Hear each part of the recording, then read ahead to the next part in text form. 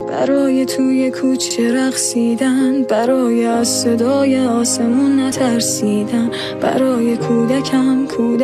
کودکامون، برای جنازه هایی که دیگه پوسیدن، برای بیخوابی و فکر بی آبی، برای پریدن از خوابهای رویایی، برای نوزاد شیرخوار زیر آوار، برای مادرها و سقطهای تکراری، برای بیمارستانی که شد سردخانه، برای دروغا تو اخبارای 100 زبانه، برای کشتن خبرنگاری که رصد کرد، برای تغییر ماجرا به هر بهانه، برای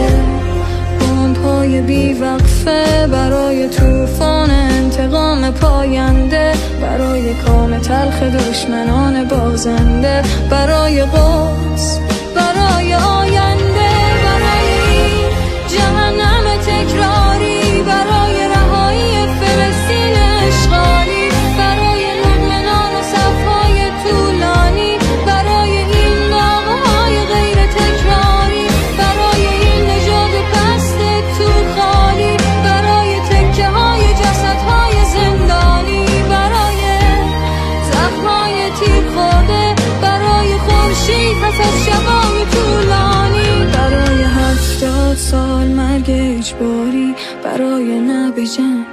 نه به ویرانی، برای کودکی که کودکی نکرد مرد بود، برای قدس